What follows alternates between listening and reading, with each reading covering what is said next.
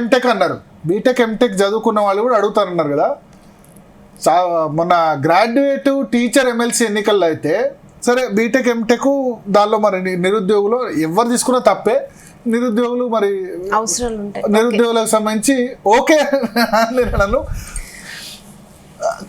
Crime కాదో అనేది కొంచెం డౌట్ ఉంటే, చదువుకున్న టీచర్లు మొన్న టీచర్ ఎమ్మెల్సీ ఎన్నికల్లో ఫోన్పేలు గూగుల్ పేలు డబ్బులు కొట్టించుకున్నారు. ఏం చెప్పాలి?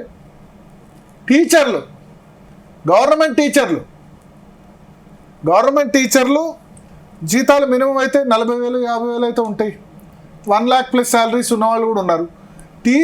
టీచర్ ఎమ్మెల్సీ ఎన్నికల్లో, ఎందుకంటే అసలు ఎమ్మెల్సీ అన్నది ఓన్లీ పట్టభద్రులకి అంటే 2 కేటగిరీలు ఇచ్చారు. వేరే ఏ ఉద్యోగాలు ప్రభుత్వ ఉద్యోగాలు చేస్తున్న వాళ్ళకి ఎమ్మెల్సీ ఇవ్వలేదు. ఆర్టీసీలో పనిచేస్తున్న వాళ్ళకి ఇవ్వలేదు, కరెంట్లో పనిచేస్తున్న వాళ్ళకి ఇవ్వలేదు, రెవెన్యూలో పనిచేస్తున్న వాళ్ళకి ఇవ్వలేదు, ఎక్సైజ్ ఇవ్వలేదు.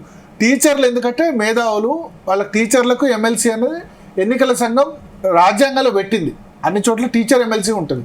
సో టీచర్లకు ఎమ్మెల్సీ ఇస్తే దానిలో కూడా డబ్బులు తీసుకొని టీచర్లు ఓటేశారు. పైసలు తీసుకోవడమే క్రైటీరియాగా టీచర్ ఎమ్మెల్సీ ఎన్నికలు మొన్న నడిచాయి. ఎంత ఒక్కొక్క ఓటుకు 5,000 6,000 ఉండేవి, దానిలో 20,000 25,000 ఓట్లు తీసుకున్నారు సార్. నేను విన్నాను అది మధ్యాహ్నం ఫ్లో ఎక్కువ పెరిగింది, అంటే హైదరాబాద్లో ఉన్న వాళ్ళు వచ్చి ఓటేస్తున్నప్పుడు అప్పుడు ఫ్లో ఎక్కువ పెరిగిందని విన్నాను. ఎస్, వరంగల్, ఖమ్మం, నల్గొండ, తర్వాత కరీంనగర్, ఆదిలాబాద్, నిజామాబాద్, మెదక్ సంబంధించి టీచర్ ఎమ్మెల్సీ ఎన్నికల్లో టీచర్లు డబ్బులు తీసుకొని నాన్ టీచర్లకు ఓటేశారు. టీచర్లకు ఇచ్చిందే అదే కదా. ఉపాధ్యాయ సంఘాలు కూడా బాధపడ్డాయి, ఈ ట్రెండ్ మంచిది కాదని చెప్పి. అంటే క్రమక్రమంగా ఏమవుతుందంటే సర్పంచ్ ఎన్నికలు చదువుకోలేని వాళ్ళు, పాపం డబ్బులు లేని వాళ్ళు, ఎవరో ముసలావిడ అడిగితే 500 ఇచ్చారని ఒప్పుకున్నారు. కానీ పైసలు ఉండి నెలకి 40,000-50,000 జీతం వస్తున్న వాళ్ళు కూడా ఓటుకు 3,000 4,000 దాని ఆధారంగానే ఓటేయడం, నువ్వు డబ్బు ఇస్తేనే ఓటేస్తా అనే పరిస్థితి వచ్చిందంటే ఇక వాళ్ళని ఏమనాలి? నేను ఈ క్వశ్చన్ అడిగితే మీడియాకు ప్యాకేజీలు ఉండవా ఎలక్షన్ టైంలో అన్నారు. ఎస్, మీడియాకు ప్యాకేజీలు ఉంటాయి. ఎందుకంటే మీడియాలో ఛానల్స్లో పేపర్లో ఒక 200 మందో 300 మందో ఎంప్లాయ్మెంట్ కలుస్తున్నాం, వాళ్ళకి అడ్వర్టైజ్మెంట్ ఇస్తున్నాం, వాళ్ళకి కవరేజ్ ఇస్తున్నాం కాబట్టి ఓకే. ఓటుకు పైసలు అడగడం, మీడియాకి ఎలక్షన్ ప్యాకేజీలు అడగడం ఒకటేనా? కాదు కదా సార్. 4 సంవత్సరాలు కవరేజ్ ఇస్తాం కాబట్టి చేయండి మీరు రాజకీయ పార్టీ. ఎందుకంటే అక్కడ ఎన్నికల్లో ఎమ్మెల్సీ ఖర్చు పెట్టడానికి లిమిట్ ఉంది. దానికి ఎమ్మెల్సీకి లిమిట్ లేదనుకోండి, ఎమ్మెల్యేకు దానికి 25 లక్షలు ఖర్చు పెట్టచ్చు, పార్లమెంట్ అభ్యర్థి అయితే 75 లక్షల దాకా ఖర్చు పెట్టడానికి అవకాశం ఉంది. సో టీచర్ ఎమ్మెల్సీ ఎన్నికల్లో చదువుకున్న వాళ్ళు అంత హైలీ దానిలో కూడా డబ్బులు తీసుకొని ఓటేశారంటే ఇక ప్రజలు ఏ విధంగా చెడిపోతున్నారని నేనంట. నేను రాజకీయ నాయకుల వల్ల సిస్టమ్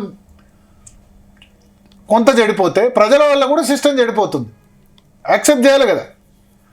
ఓటుకు డబ్బు తీసుకోవడమే క్రైటీరియాగా అయితే ఇప్పుడు రిచెస్టే కదా అందరూ. ఇక పైసలు ఉన్నాడో గెలుస్తాడు, పైసలు లేనోడు ఎట్లా గెలుస్తాడు? 90% అదే అయింది. ఇప్పుడు డబ్బులున్నోళ్ళే రాజకీయం చేయాలి సార్. నేను తెలుసుకున్న పాఠం ఏంటంటే డబ్బులున్నోళ్ళు రాజకీయం చేయాలి. పోనీ డబ్బు ఉండి పెడదామన్నా మనసు చంపుకొని రాజకీయం చేయాలి. ఎట్లంటే మామూలుగా ఇప్పుడు అదొక బిజినెస్ అయిపోయింది సార్. నేను చెప్తున్న కాడికైతే బిజినెస్. 1 కోటి రూపాయలు పెట్టాము, మళ్ళీ ఇందులో ఒక దాంట్లో రికవర్ చేస్తాము. కోటికి 5-6 కోట్లు రికవర్ చేసి నేను నెక్స్ట్ జెడ్పీటీసీకి వెళ్ళిపోతాను. జెడ్పీటీసీ నుంచి నేను నా కొడుకు నా బిడ్డో ఎమ్మెల్యేకి వెళ్ళిపోతుంది, లేకపోతే మా వైఫ్ వెళ్ళిపోతుంది ఎమ్మెల్యేకి. ఇది ఒక ట్రెండ్ ఫాలో అవుతున్నారు. పోనీ కార్యకర్తలు వీళ్ళలో ఎవరన్నా ఉండి వస్తారంటే వాళ్ళు కూడా రారు. వాళ్ళు ఏమైనా అప్పటి మాటలు వినో, అప్పటి ప్రలోభాలు వినో, నువ్వు మావోడివిరా అంటే పనిచేయడం తప్ప కార్యకర్తలకు కూడా ఎట్లాంటి ఫ్యూచర్ ఉండదు.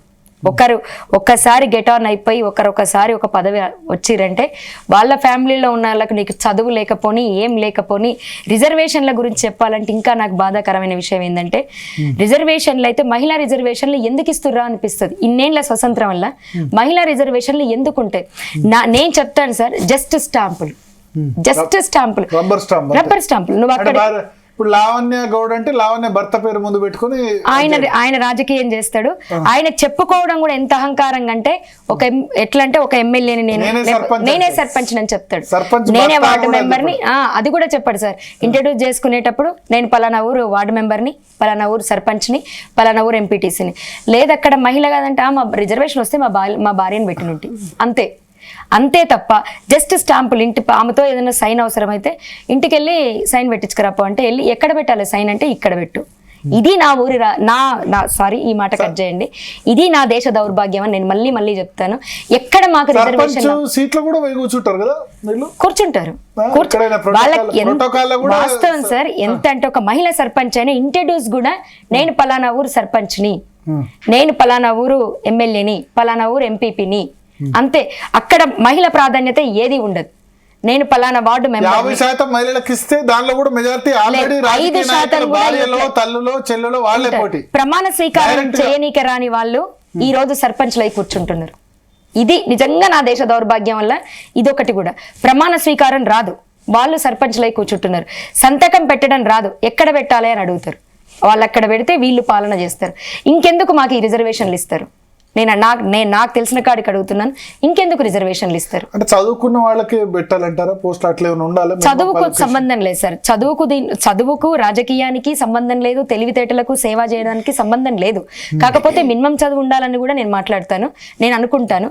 కాకపోతే ఒక రాజకీయ నాయకుడికి రిజర్వేషన్ అవ్వడం ఓకే కాలేదు, నెక్స్ట్ వాళ్ళ అమ్మో వాళ్ళ భార్యో వాళ్ళ చెల్లో వచ్చి కూర్చుంటుంది.